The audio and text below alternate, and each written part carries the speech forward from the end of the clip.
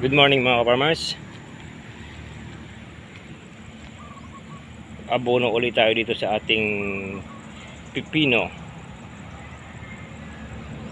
So,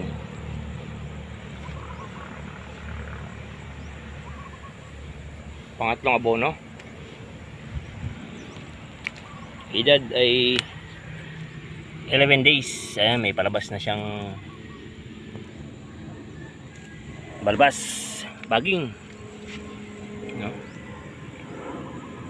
For beginners guide tayo paano mag-abono ng pipino.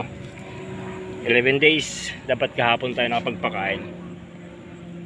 Medyo nagpatubig muna tayo kasi medyo tuyo na yung lupa.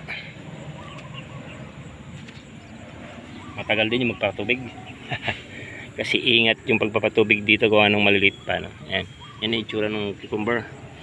Ito yung nitrogen natin, urea uli yung papakain natin, ano? Same pa rin naman. Excuse me. Isang lata pa rin kada isang lata ng sardinas kada balde, ano? Yung papakain natin dito. Siyempre ito na mabuti. Wala pa yung tubig natin. Hinihintay natin. Kakabukas lang kasi natin yung patubig. Ito natira natin kahapon tong tubig na to sa talong. Ayan, puro ng tubig to. Hanggang dito yan.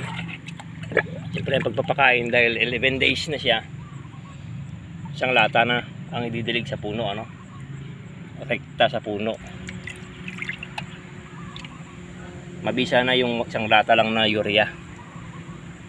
Actually may mga part tayo dito na no nitrogen burn, isang lata lang, pero ayan, oh.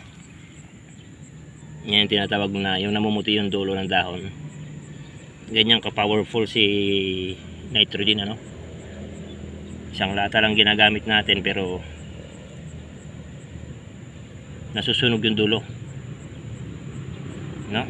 Isang lata lang pero kaya hindi tayo nagdadagdag pa kasi nga tinatamaan pa rin tayo ng nitrogen burn. Yan, susunog yan. Pag nasobrahan kasi nasusunog lahat yung dahon yan. Meron din dito, part dito na nasusunog.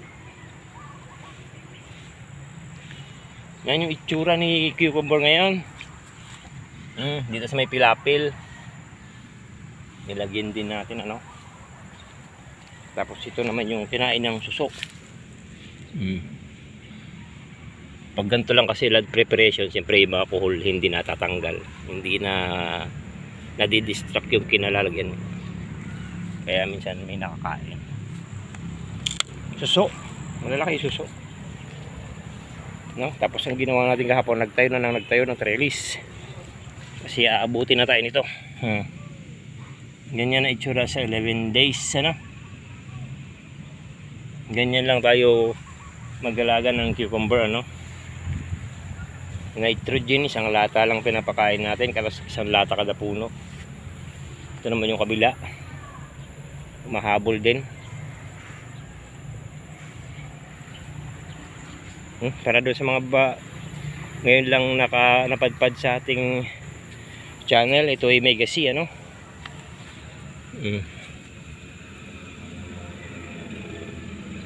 Yung itsura, ano? Bali apat, mag-aapat na yung dahon nya. Yan, paspasa na yung trellis natin. Kasi nag-abono tayo ng talong kahapon. Itsura. Ito yung humiga lahat ng bumagyo, no? Nag-abono tayo dyan para magbunga na. Update lang natin dito sa ating pipino. Edad 11 days, ganyan lang, ganyan na itsura, no? Siyempre yung spray, huwag kalilimutan mag-spray, ano? Kasi mauubos yung dahon natin ng mga yellow bug, yellow beetle. Saan ba yung mga yellow beetle dito? Yan yung itsura ng kabila naman, ano? Isang lata lang na isang lada kasi masyado nang mabigas sa malakas si nitrogen o urea 4600 ang ginagamit natin.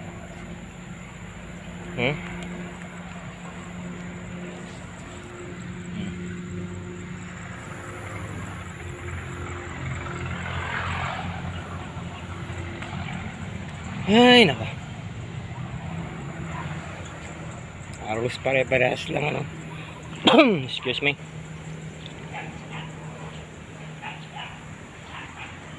Kaya sabi natin mga 5 days.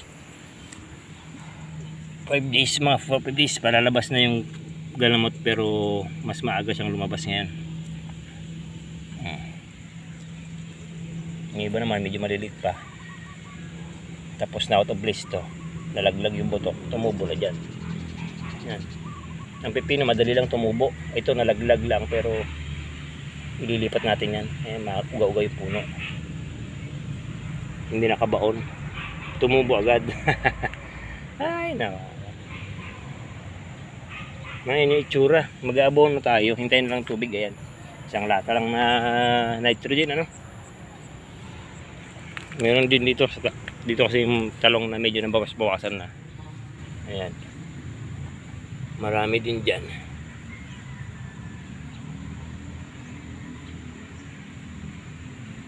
Hindi makita.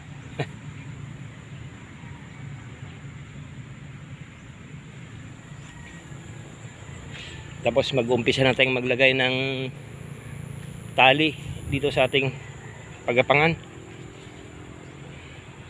Kasi medyo marami-rami din to. Ulahin na natin itong unang lumaki.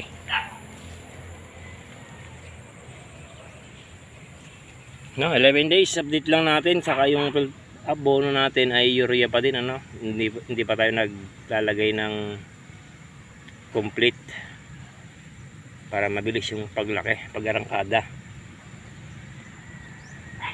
Kaya green na green yung dahon ano. Thank you.